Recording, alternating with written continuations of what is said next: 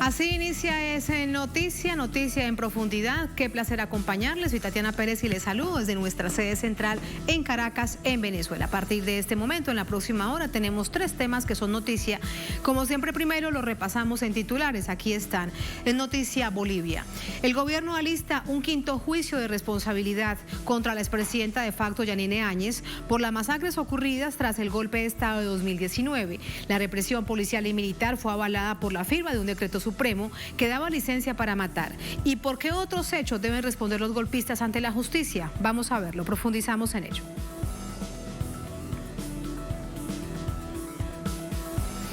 Noticia Chile. Campaña inequitativa de cara a las megaelecciones del 10 y 11 de abril próximo. Así transcurre el periodo de propaganda televisada y los candidatos a convencionistas que no representan partidos políticos tradicionales están por fuera de la exposición de medios de comunicación. Vamos a ver por qué y qué están haciendo en minutos. Y en noticia Argentina, producto de los incendios activos en Chubut, aumentan los damnificados mientras investigan las razones de tales conflagraciones. Desde el gobierno central se buscan soluciones, desde la oposición se intenta desestabilizar. Analizamos este panorama en noticia que así comienza. Bienvenidos, bienvenidas.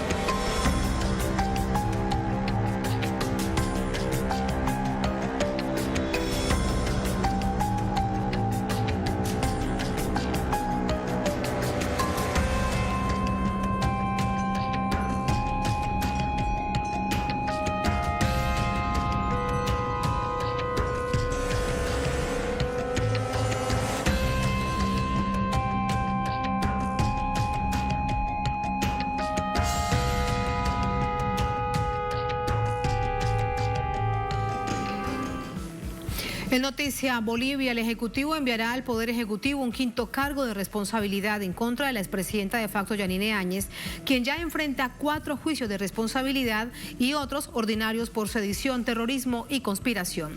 En total, juicios relacionados con el caso golpe de Estado. La exgobernante de facto Yanine Áñez enfrentará un 5º juicio de responsabilidad. Así lo dio a conocer el ministro de Justicia y Transparencia, Iván Lima, este martes, ante medios locales. A Áñez se le acusa de las masacres de noviembre de 2019 en las poblaciones de Sencata, Sacaba, Montero y el sur de La Paz, las cuales fueron mandadas por ella mediante el decreto supremo 4078, en el que ordenó la pacificación mediante el uso de la fuerza de las protestas que de por sí eran pacíficas. El cargo la responsabiliza de las 37 muertes ocasionadas en esas masacres. Hemos dado una señal como las que suele dar Bolivia de justicia, de búsqueda, de resarcir a las víctimas, a más de 34 muertos, a cientos de heridos y perseguidos políticos en relación a los luctuosos hechos que ocurrieron en mi país el año 2019. Estamos en el proceso inicial. Se está juzgando el golpe de Estado, se juzga a la señora Áñez en su condición de ex senadora. Por la mañana hemos presentado ante la Fiscalía General 4 proposiciones acusatorias para juicio de responsabilidades por los graves hechos de corrupción y violación de derechos humanos que se dieron en su gobierno. Con este cargo de responsabilidad que implica a la acusada en graves delitos de lesa humanidad, la exmandataria de facto suma 5 cargos de este tipo, pues también enfrenta uno por daños económicos al país, al endeudarlo con el Fondo Monetario Internacional, sin autorización del legislativo. El segundo es por irregularidades con el registro de comercio de Fundempresa. Los otros 2 casos se refieren a restricciones de su dictadura en el tema de la pandemia, como el decreto contra la libertad de expresión, so pretexto de ser atentado contra la salud pública, condenando al país a la desinformación, y la prohibición del regreso de ciudadanos bolivianos a su país. Por estos cargos, la imputada cumple prisión preventiva para evitar se fugue del país, como ya han hecho algunos de sus exministros, y pretendía hacerlo ella misma. Desde diciembre que no se presentaban, el Ministerio Público ha tomado la decisión de combinarlos a que se presenten, no lo hicieron, emitió las órdenes de aprehensión y allanamiento con control judicial, con un juez de garantías en todo momento controlando los derechos de los imputados, y de esta manera llevó adelante la audiencia de medidas cautelares. Uno de los elementos que debe considerar un juez en esta audiencia es el riesgo de fuga del imputado. En este caso, cuando se hace este allanamiento al que le refiero, la señora Áñez estaba lista para viajar y para abandonar el país. Terrorismo, sedición y conspiración son los 3 cargos ordinarios por los cuales se acusa también a Yanine Áñez. Sobre esta prisión preventiva, las reacciones de los sectores hegemónicos no se hicieron esperar. Luis Almagro, secretario general de la OEA, quien durante la víspera expresó opiniones contra el sistema de justicia y el Estado de Derecho boliviano, recibió este martes contundente respuesta de la Cancillería boliviana. Una vez más, Luis Almagro se pronunció utilizando el discurso sobre derechos humanos para favorecer intereses particulares, dejando de lado de la defensa de las víctimas de gravísimas violaciones a derechos humanos cometidas por el gobierno de facto, que abusó de su poder para perseguir, torturar y asesinar. El señor Almagro no tiene autoridad moral ni ética para referirse a Bolivia. El secretario general de la OEA debe preocuparse por las consecuencias de su misión de observación electoral en las elecciones de Bolivia de 2019, cuando no cumplió los estándares exigidos y emitió un informe manipulado, sin elementos ni pruebas del supuesto fraude, contribuyendo a la convulsión social, la generación de hechos de violencia, la promoción de grupos irregulares armados y situaciones en que el gobierno de facto actuó reprimiendo violentamente manifestaciones pacíficas, cometiendo graves violaciones de derechos humanos en masacres como las de Sacaba y Sencata.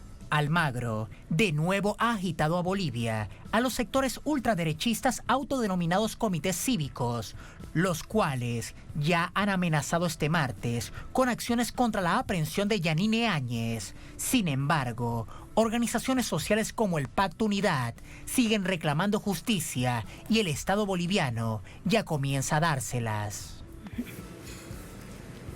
Vamos hasta La Paz con nuestro corresponsal, compañero de labores, Freddy Morales, para conocer más de este contexto. Freddy, las organizaciones sociales se muestran muy preocupadas y algunas de ellas relacionan este momento previo al golpe de Estado de 2019. Quiero preguntarte acerca de ello. Hola Tatiana, buenas noches.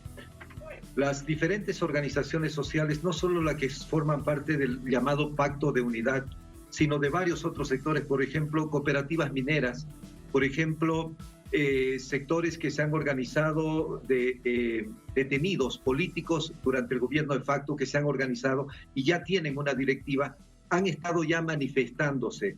En Cochabamba hubo esta mañana una manifestación en la plaza principal 14 de septiembre, donde se encontraron los dos bandos.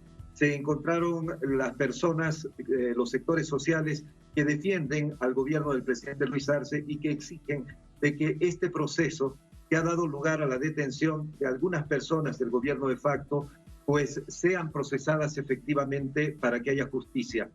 Y el otro sector, que es el de los sectores de la derecha, de varias instituciones de la derecha, que efectivamente estaban en contra del gobierno del presidente Evo Morales, se manifestaron en contra, pero que también fueron infiltradas, se puede usar el término, allí adentro participan gente armada, grupos de choque, paramilitares, se encontraron ambos en la Plaza 14 de septiembre. No pasaron de los insultos en esta oportunidad, pero para los días venideros las organizaciones sociales han señalado que están prestas a salir a las calles para defender tanto el pedido de justicia como la estabilidad del gobierno nacional. Por el otro lado están los comités cívicos que se han reunido hoy en la ciudad de Santa Cruz. Estos en una declaración de conclusiones dicen que no permitirán que ningún ciudadano civil o militar o policial en ningún lugar de Bolivia pueda ser detenido y que si eso pudiera ocurrir en el tema de esta demanda judicial que se denomina golpe de Estado, inmediatamente ellos instruirán el paro cívico nacional. No dicen si es por 24 horas, si es indefinido, no dicen nada de eso. Llama la atención que una vez más, como ocurrió en noviembre del 2019, los líderes de la oposición política líderes de instituciones estén agazapados junto a los comités cívicos para desde allí dirigir lo que se podrían llamar las directrices o las operaciones para oponerse al gobierno del presidente Arce, pero sobre todo para que se suspenda este proceso judicial denominado golpe de Estado y las personas que en este momento tienen detención preventiva para mientras los fiscales llevan adelante las investigaciones, deban ser puestas en libertad. Otra vez juega un papel fundamental en esta ocasión, como ocurrió en 2019, la Organización de Estados Americanos. La Organización de Estados Americanos ha llegado a plantear que se forme una comisión internacional para investigar supuesta corrupción de la administración del presidente Evo Morales y posteriores, según el texto de su documento. Pero también que esa comisión internacional haga una reestructuración de todo el Poder Judicial boliviano, al que no le reconoce ninguna autoridad para procesar absolutamente nada. Es decir, esa es y la OEA también exige la liberación de las personas que se encuentran detenidas en tanto se realizan las investigaciones. Sobre este tema que ha provocado mucho malestar, mañana la Cámara de Senadores va a dedicar buena parte de su tiempo para analizar lo que ellos consideran, los parlamentarios consideran un agravio al Estado boliviano y una injerencia que ya no se puede admitir de parte del señor Almagro y de la Organización de Estados Americanos a su cargo en el proceso político boliviano, pero sobre todo en la democracia boliviana. El señor Almagro ya ha dado muestras fehacientes de lo que puede lograr con la instalación de un gobierno de facto en este país y las consecuencias que tuvieron de extrema violencia y persecución política. Las nefastas consecuencias de este casi año de golpe de Estado de gobierno de facto que se instaló posteriormente. Freddy, gracias, muy buenas noches. Gracias por este panorama. Buenas noches. Buenas noches. Son hechos que analizamos de inmediato con Hugo Siles, es analista político, nos acompaña desde Santa Cruz. Hugo, ¿cómo está? Muy buenas noches, bienvenido. Buenas noches, Tatiana. Un placer estar en Telesur. Muchísimas gracias. Hugo, quiero preguntarle en aras de toda la claridad sobre hechos jurídicos, que cada país tiene sus características, acerca de estos juicios que están avanzando de manera paralela en contra de los golpistas. Primero, si le parece, por los anuncios que se hace desde el Ministerio de Justicia. Hoy, por ejemplo, se anuncia que habrá un quinto cargo de responsabilidad por las masacres. En ese caso serían 5 cargos entonces de responsabilidad que pesarían en contra de la expresidenta Yanine Áñez y todo su gabinete golpista. ¿Qué procesos continúan en adelante una vez se anuncian esos cargos de responsabilidad? ¿Qué es lo que debe suceder en el país para que realmente se haga justicia, para que esos cargos se conviertan en hechos prácticos sobre condenas a estas personas? Bueno, Tatiana, a los procesos de juicio de responsabilidades que ha planteado el Ministerio de Justicia del Estado Plurinacional de Bolivia, y que corresponden al daño económico por un crédito de más de 320 millones de dólares del Fondo Monetario Internacional, las restricciones en plena pandemia, la libertad de expresión, la incorrecta o la irregular extensión de una licencia de Fundempresa, además de la restricción también de ciudadanos bolivianos en la frontera con Chile que estuvieron imposibilitados para poder retornar al país en plena pandemia, se suma, como bien lo ha señalado, este quinto proceso de juicio de responsabilidades que tiene que ver con ese inédito decreto supremo 4078 que promulga la señora Yanine Áñez,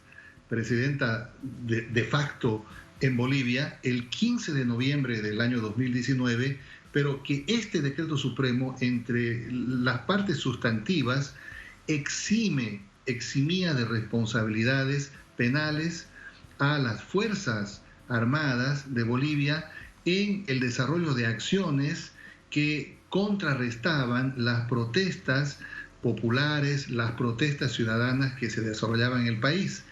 Este decreto supremo, que tuvo una vigencia de un poco más de un mes y medio, fue el decreto supremo que cubrió y amparó las masacres la represión y la muerte en Sacaba y Sencata.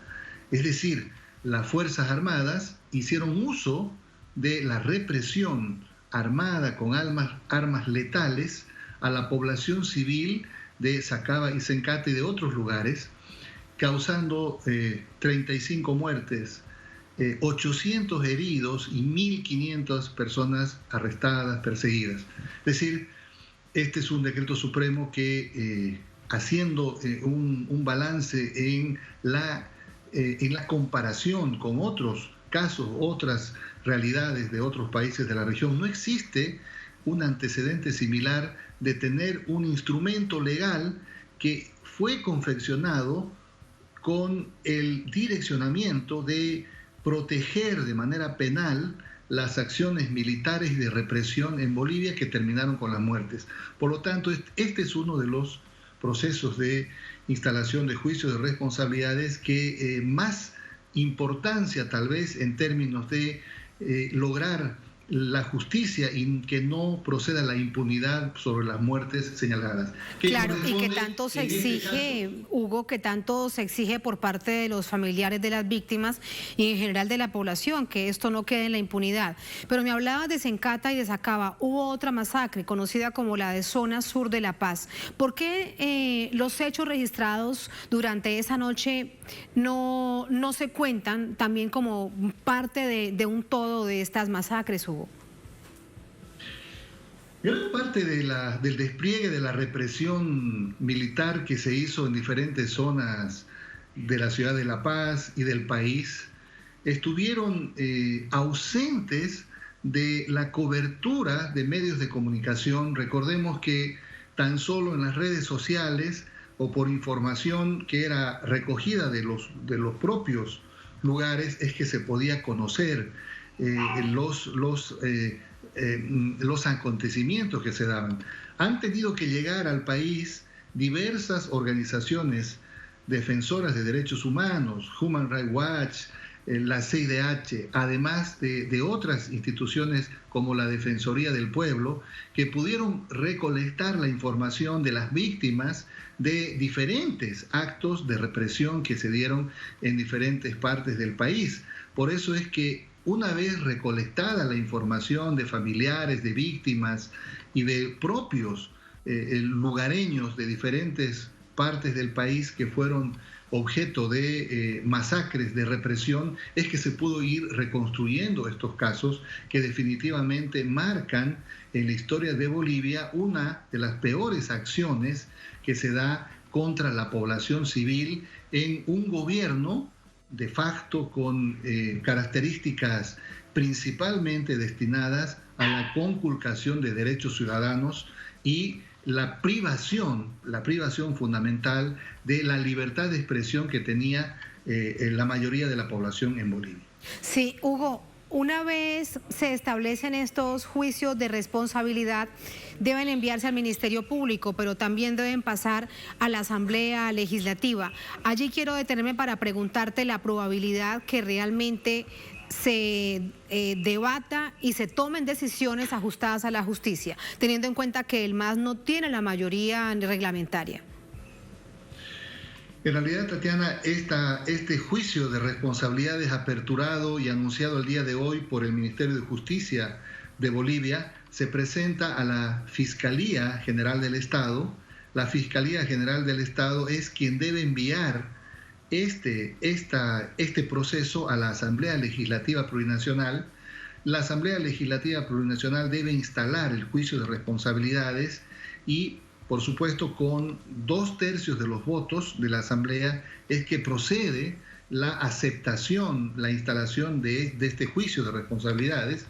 Por supuesto de que este será una etapa donde seguramente desde la Asamblea se tendrá que debatir y trabajar también con miembros de otras bancadas de los partidos políticos que tienen representación parlamentaria, porque se está hablando de la vida de ciudadanos bolivianos que perdieron la vida en estos hechos luctuosos y masacres que se dieron en diferentes partes del país. Hay un centenar de víctimas no solamente los que murieron, sino los que quedaron heridos, que han querido ser parte de un resarcimiento ya en el gobierno de facto de la señora Áñez. Y por supuesto que hay todavía en Bolivia un debate que no se cierra precisamente por la impunidad que puede existir de no encontrar justicia por estas muertes y masacres y represión en diferentes lugares del país. Por eso que este será, yo creo, uno de los juicios de responsabilidades que aperturará con mayor intensidad y debate en la Asamblea Legislativa Plurinacional, porque así como el oficialismo está acompañando la necesidad de que se pueda encontrar justicia, también en la oposición, en los partidos políticos que tienen representación en la Asamblea, por supuesto que tendrán la presión y tendrán la propia vivencia de la gente que ha vivido estas masacres, y que los mismos familiares, padres, hijos, hermanos, son los que forman parte de toda una trama funesta. Pero mira cómo mira cómo han actuado políticamente en las últimas 48 horas estos referentes de la oposición, varios de ellos que tienen representación a través de sus movimientos políticos en la Asamblea Plurinacional, que realmente puede hacernos pensar que ellos van a tomar una decisión a conciencia, atendiendo el pedido, la herida abierta, el dolor de las familias víctimas de estas masacres. Si lo que hemos visto es que están pidiendo, por ejemplo, que se liberen a los golpistas. Bueno, Tatiana, desde el discurso retórico de algunos miembros de la oposición y algunos sectores y de comités cívicos, principalmente en Santa Cruz, por supuesto que hay una falta de razonamiento y una absoluta irresponsabilidad para con estos temas, porque llevar a la población a escenarios de confrontación, de paralización del país por temas que tienen que ver con la justicia y con el desarrollo de un proceso judicial que debe desencadenarse en las propias garantías y Estado de Derecho, es una absoluta incongruencia. Pero por eso la población no está acompañando, y hablo de la población generalizada del país, no está acompañando estas medidas que todavía se han anunciado de manera muy distantes de la posibilidad de que se concreticen, porque hablar en este momento de liberar a todos los detenidos cuando hay procesos que corresponden a juicios de genocidio, de muerte, es imposible hasta por la propia normativa y la legislación que no corresponde. Y hacer eco en que si no se liberan a estos detenidos se va a pasar a paralizar el país, difícilmente la población podría acompañar, o sectores como por ejemplo los que dinamizan la economía y el comercio, podrían paralizar el país por un hecho como este. En todo caso, ¿crees que es un asunto de atención, de alarma, o dicho de otra manera, cuánta peligrosidad reviste, teniendo en cuenta que las organizaciones sociales desde distintas partes del país están preocupadas por esas amenazas, donde dice la oposición y estos comités cívicos que se reunían durante esta jornada diciendo que prácticamente se paraliza el país si no son liberados los golpistas? El anuncio es irresponsable y no puede coincidir con una voluntad general y de acompañamiento de la población. Difícilmente los sectores sociales que dinamizan la economía y que tienen que ver con el desarrollo mismo de un país que está en este momento recién asumiendo un motor de dinamizar la economía, de empezar a saldar sus cuentas en los bancos, de reabrir sus comercios, de reaperturar una actividad económica, podrían estar pensando en paralizar. Entonces, pero no tienen el músculo suficiente para eso, Hugo. Si hablamos, por ejemplo, de sectores en el país. En agosto del año pasado vimos que los sectores populares, los sectores sociales, campesinos e indígenas prácticamente paralizaron el país en contra de Yanine Áñez para que se anunciara la fecha definitiva de las elecciones. En contravía está esta oposición ahora con esta amenaza. ¿Pueden tener algún músculo similar o es mucho pensar en ello? El año pasado, Tatiana, el año 2019, perdón, la oposición que encabezó toda una movilización en las ciudades y generó la convulsión como resultado después el golpe de Estado, activó algunos dispositivos de, por ejemplo, valores republicanos como democracia y libertad. Utilizó esos valores democráticos para ejercer una movilización que luego terminó en el golpe de Estado y la insubordinación de la policía y los pedidos de renuncia al presidente constitucional Evo Morales.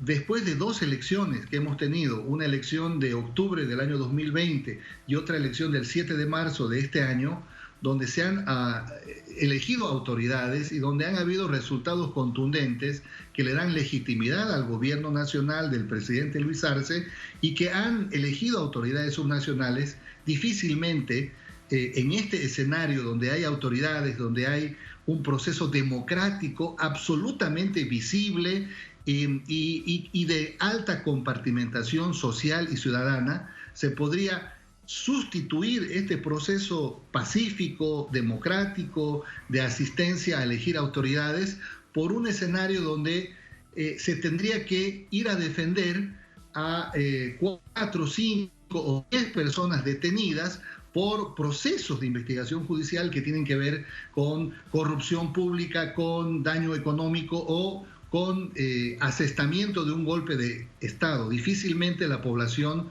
podría acompañar estos procesos. Sí lo hizo el 2019 en alguna medida porque lamentablemente la oposición activó con medios de comunicación y con una conspiración internacional donde incluso participó la Organización de Estados Americanos y otros estados, esto de disponer o predisponer a la población con los valores republicanos, democracia y libertad. Utilizaron a conveniencia términos para movilizar a la gente y luego asestar un golpe de Estado. Hoy los valores democráticos, republicanos, están muy bien constituidos por lo que acabo de mencionar. Elecciones el 18 de octubre del 2020, elecciones el 7 de marzo del 2021, donde la población valora, acude y participa pacíficamente para elegir sus autoridades.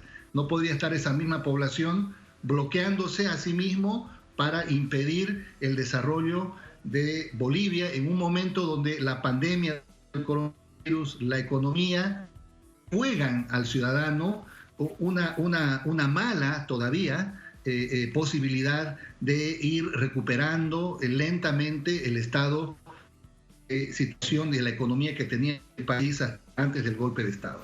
Que no se repita la historia, que no se repita nada similar a lo vivido en el año 2019 y hasta finales del año 2020 en Bolivia. Muchísimas gracias por ese análisis, Hugo, como siempre. Muchas gracias, buenas noches. Gracias, Tatiana, por la oportunidad. Hasta luego y gracias.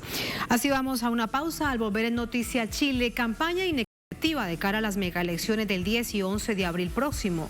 Transcurre así el periodo de propaganda televisiva y los candidatos a convencionistas que no representan los partidos políticos tradicionales están por fuera de la exposición de los medios de comunicación. Vamos a ver por qué lo analizamos en minutos en Es Noticia.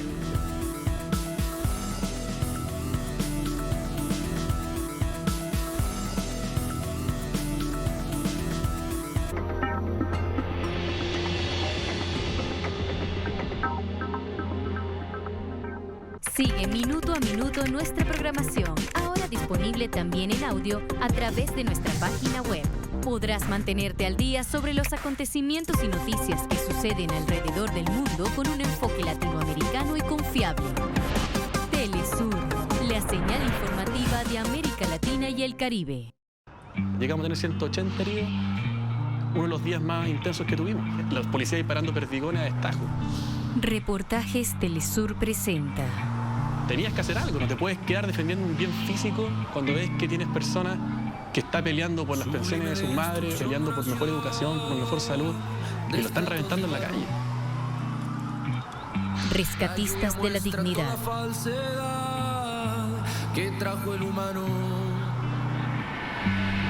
Sábado. Solo por Telesur.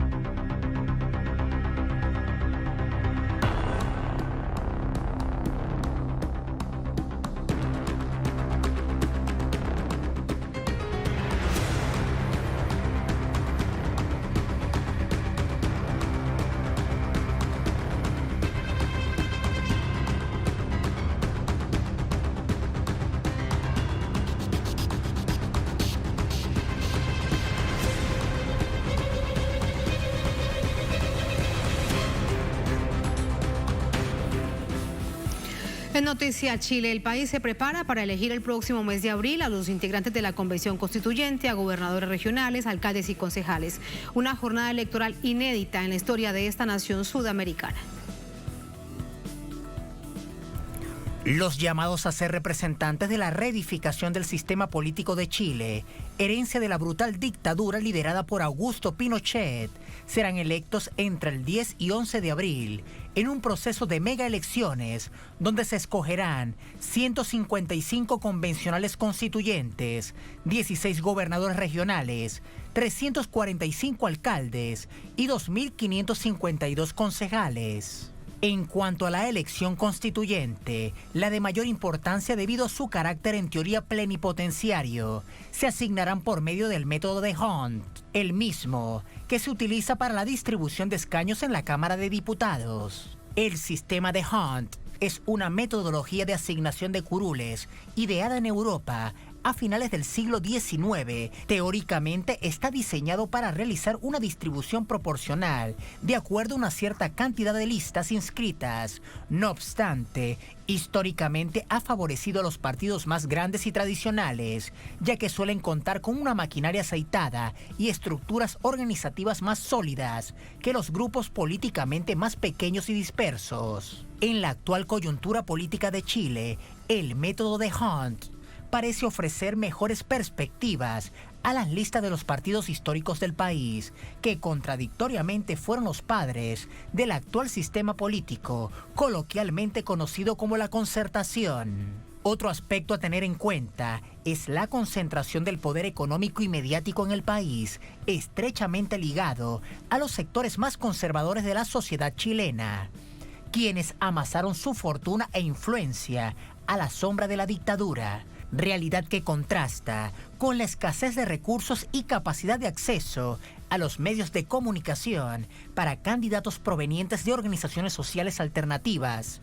y menos tradicionales. Pese a ello, la presión social ejercida por movimientos feministas e indigenistas obligaron al Senado a promulgar la ley número 21.216, que obliga a que las listas estén encabezadas por mujeres, alternadas sucesivamente por hombres, que convierten a este proceso eleccionario en las primeras elecciones en el mundo con total paridad de género. Asimismo, 17 de los 155 escaños están reservados para 17 voceros provenientes de los 9 pueblos indígenas presentes en el país. Vamos hasta Santiago del Chile para conocer más detalles de este proceso, especialmente, Paola, muy buenas noches, lo que tiene que ver con la Convención Constituyente, porque estamos hablando sin duda de unas mega elecciones, pero gobernadores, alcaldes, pues es algo más tradicional en el país. Toda la atención centrada en este momento, en estas semanas de la campaña televisiva por la Convención Constituyente. ¿Cómo te va? Adelante.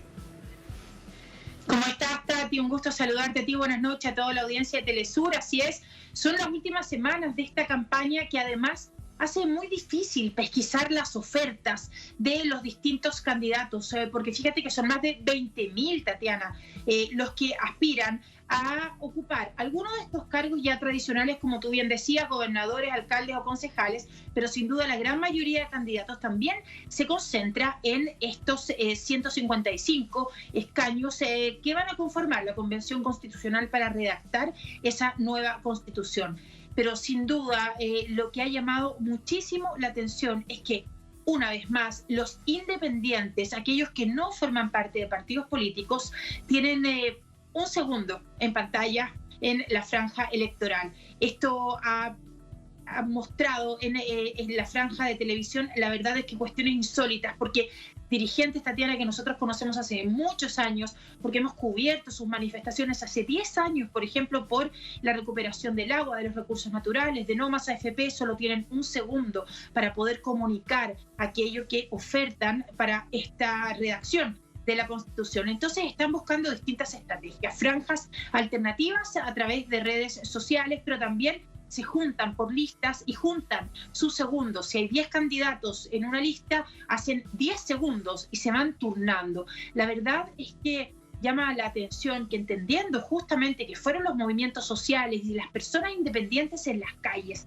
quienes hacen este estallido en octubre del 2019, nuevamente el proceso pareciera estar siendo secuestrado por los partidos políticos que nuevamente a sus anchas tienen financiamiento y espacio en los medios de comunicación para poder hacer sus campañas, Tatiana. Pero es que, ¿qué se dice en un segundo, Paola? Sobre todo cuando estás hablando de enviar mensajes de cuáles son tus propuestas, cuáles son tus planes para el país. Un segundo, es que es insólito. Hicimos el ejercicio con Luis Mesina, vocero No Más FP, y también con Pablo Sepúlveda Allende, ¿verdad? El nieto de Salvador Allende, que está aquí de candidato a constituyente, y él un poco en broma fuera de cámara nos decía que lo único que alcanzaba a decir era exprópiese, y que con eso no le iba a ir muy bien. Se lo han tomado con humor, pero la verdad es que es bastante dramático, Tatiana, porque uno ve que no tienen posibilidad alguna de hacer campaña, y por otro lado hay partidos políticos que están en cierta manera camuflando a sus candidatos, que los muestran como independientes, y cuesta mucho en un escenario con más de 20.000 candidatos saber quién es quién y entender y dónde informarse. Por eso es tan importante hoy esa organización que están haciendo los medios de comunicación alternativos, populares, comunitarios, y a través de las redes sociales, por supuesto. En un segundo, ni media palabra, ni pensar en palabra y media, es imposible. No. Gracias, Paola, muy buenas noches. Vamos a analizar todos estos hechos con Esteban Silva, es sociólogo, analista internacional, presidente de la Fundación Constituyente 21, nos acompaña también desde Santiago. Esteban, ¿cómo te va? Muy buenas noches, bienvenido.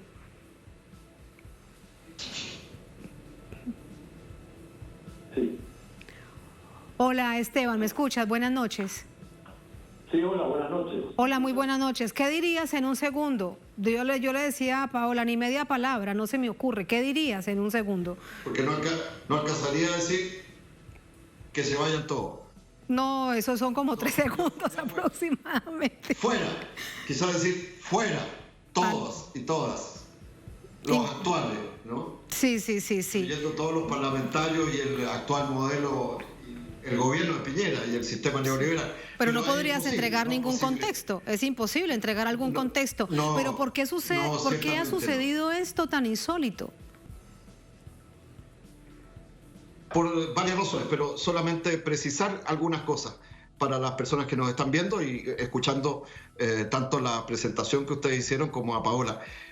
Primero, lo que se va a elegir el 10, el 11, o sea, vamos a tener 2 días de elección, que también es primera vez anómalo que la elección va a estar dividida en 2 días, sábado y domingo, 10 de abril, 11 de abril. En primer lugar, estamos ante en lo que está ocurriendo en Chile, es una no entre lo viejo y lo nuevo. Viejo y lo nuevo. Y lo que puede parecer tan clásico, en el caso de Chile, es simbólicamente y claramente se está reflejando acá. Primero, no estamos frente a una elección cualquiera, sin lugar a dudas, pero tampoco se trata de una elección constituyente en el estricto sentido de que vamos a elegir asambleístas para una asamblea constituyente originaria, en que todos los trabajos, una vez constituida por las y los asambleístas, por ejemplo, si así lo fuera, de la asamblea subordinan al resto de los poderes del Estado chileno. No es así. En el caso de lo que vamos a elegir el 10 y el 11, ¿no? Es una convención constitucional que la clase política, el grueso de los partidos sistémicos institucionales, ante la embestida, la movilización popular chilena exigiendo una asamblea constituyente, una nueva constitución, le dio una salida institucional que ya sabemos fue a través de un plebiscito que abrió el camino, ¿no?, a estas elecciones y a la convención constitucional, ¿no? ¿Por qué digo esto? Porque estamos ante una elección de convención constitucional que sí tiene avance, sin lugar a dudas, porque va a ser paritaria y porque tiene escaños reservados para los pueblos originarios de estas 155 convencionales. Pero la ley que la establece, ¿no?, al órgano que se va a elegir, es súper clara en no darle facultades constituyentes a la Convención Constitucional. Solo facultades para que debata y escriba y proponga finalmente a un mecanismo también democrático una propuesta constitucional. Eso es lo primero.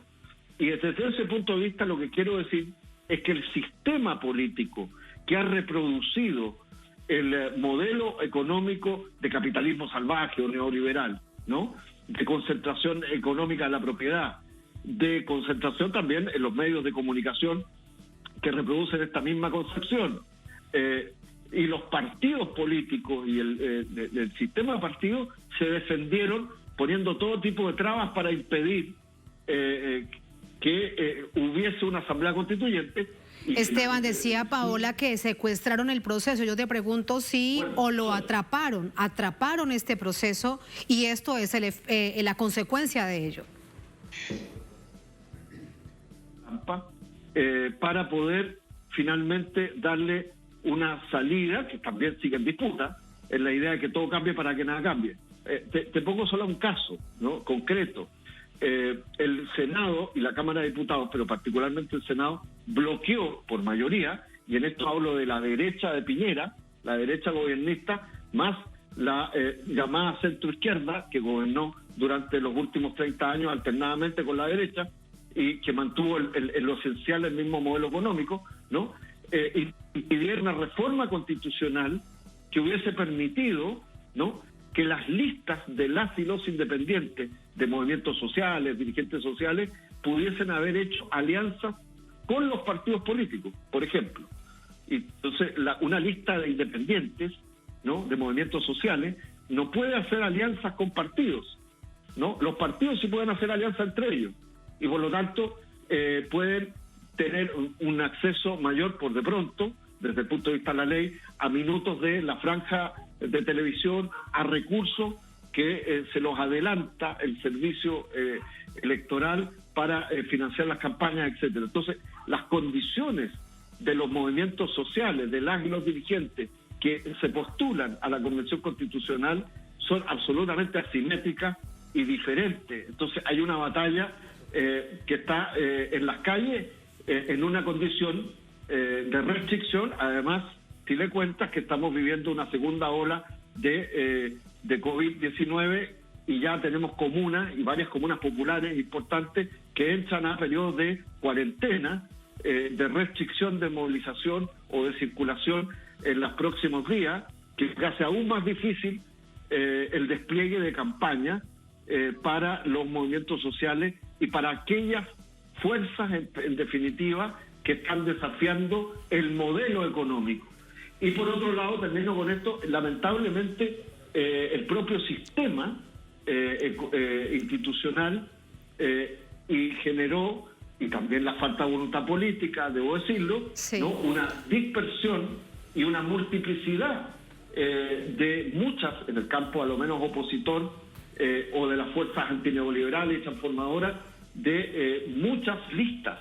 Y por lo tanto puede que la propia, por el sistema electoral, la derecha, y la derecha más allá de la derecha política, la derecha conservadora, aún la que se llama socialdemócrata, pseudo-socialdemócrata, etcétera, que quiere mantener los pilares esenciales del modelo económico en una nueva constitución, puede que quede sobre representada. Entonces estamos ante ese momento.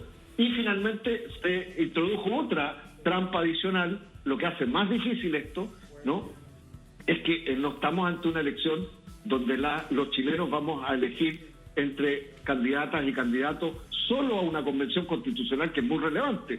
Primera vez que vamos a hacer un ejercicio democrático, aún restringido y limitado, para elegir personas para elaborar una nueva constitución. Sí. Sino que la pusieron junta con elecciones de gobernadores y gobernadoras regionales, que, ojo, es la primera vez que se van a elegir.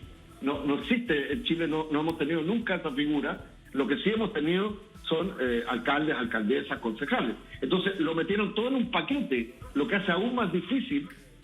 Y confuso para la población. Y bastante confuso para la población. Decíamos que es discriminatoria, y a esto le sumamos inequitativa campaña. Estamos, de hecho, muy pendientes de cómo va avanzando, de cómo se desarrolla lo que queda de la campaña de cara al próximo 11 de abril. Lo volveremos a analizar. Muchísimas gracias, Esteban. Como siempre, un placer. Buenas noches. Gracias a ti. Muchas gracias. Muchas gracias. Gracias. Así vamos a una pausa. Al volver en Noticia Argentina. Producto de los incendios activos en Chubut, aumentan los damnificados mientras se investigan las razones de tales conflagraciones.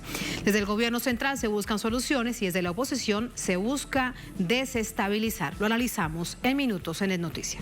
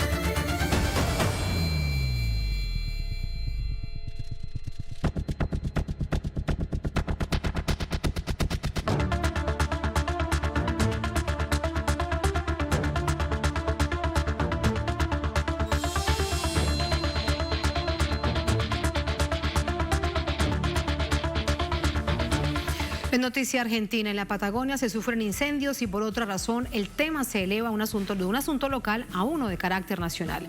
Nos referimos al ataque a pedradas contra la comitiva presidencial en Chubut del pasado fin de semana, por el que Alberto Fernández no se dejó amedrentar y respondió.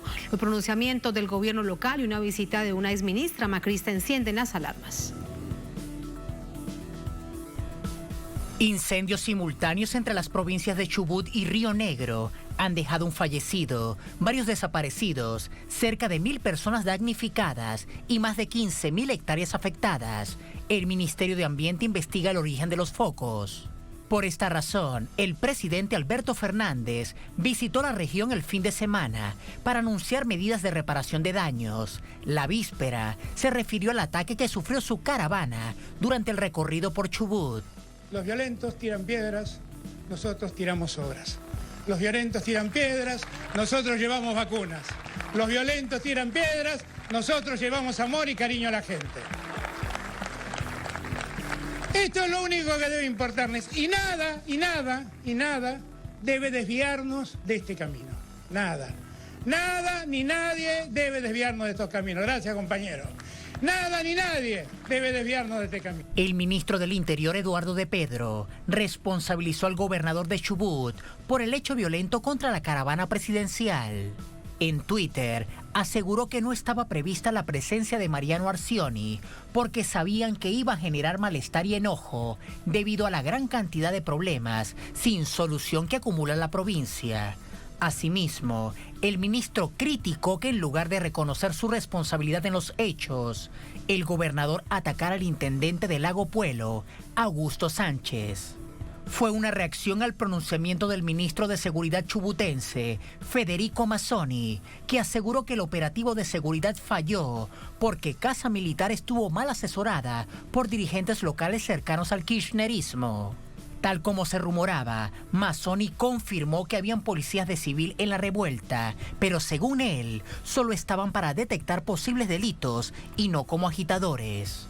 Cada vez que nosotros hacemos un operativo, tanto la Brigada de Investigaciones como la gente de drogas interviene en forma de civil en ese operativo, filmando, tomando imágenes, porque si hay un delito, nosotros tenemos que cubrirlo y saber quiénes son los responsables. Por su parte, activistas y miembros del movimiento No a la Mina de Esquel denunciaron una emboscada por parte del gobierno local, haciéndolos pasar como atacantes de la comitiva presidencial, como estrategia para perseguirlos y deslegitimar la lucha social contra la minería. Ayer se movilizaron exigiendo la renuncia del gobernador Arcioni y del jefe de la policía. No está de más reseñar la oportuna visita a esta región, también el fin de semana, de la ex ministra de Seguridad macrista, Patricia Bullrich. Ahí están los hechos, los analizamos de inmediato con Javier Romero, periodista, docente argentino, nos acompaña desde Buenos Aires. Profesor, ¿cómo está? Muy buenas noches, bienvenido. Profesor, ¿me escucha? Buenas noches. Tenemos dificultad en la comunicación con nuestro invitado Javier Romero, periodista, docente argentino. ¿Lista de la comunicación? Profesor, ¿cómo está? ¿Me escucha? A ver, ahora sí me escuchas mejor. Ahora sí, lo escucho perfectamente. ¿Cómo está? Muy buenas noches. Buenas noches, ¿qué tal? ¿Cómo estás? Muchísimas gracias. Bueno, ahí sí. No, por favor, ahí hay 2 o 3 elementos, básicamente, digamos. Uno son 7 focos de incendios simultáneos que se dieron en la región de la comarca andina, una hermosa región de la Argentina y muy rica. 7 incendios simultáneos, algunos sospechan que puede haber tenido un origen no natural, ¿no? Esos incendios. El presidente de la Nación acudiendo a llevar ayuda social, ayuda a las víctimas, a los damnificados, y llegar a una región explosiva, sobre todo por una disputa que hay con respecto al tema de la megaminería que impulsa el gobernador Arcioni. Hay que recordar que en la Argentina la explotación minera depende directamente de las provincias o de los estados provinciales, ¿no? A partir de la reforma constitucional de 1994. Como la ciudadanía de la zona se manifestó en una consulta popular en contra de la megaminería, el gobernador está tratando de violar esa ley, de disputar, y aparecieron unos elementos donde aparecen coimeando a dirigentes de la oposición para que lo apoyen en esta disputa. Ese es el marco también en el que se dan los incendios y la llegada de Alberto Fernández, un gobernador deslegitimado de la derecha en Argentina, que hace 2 meses no le paga a los empleados estatales, no le paga a los docentes, con lo cual la provincia está muy convulsionada.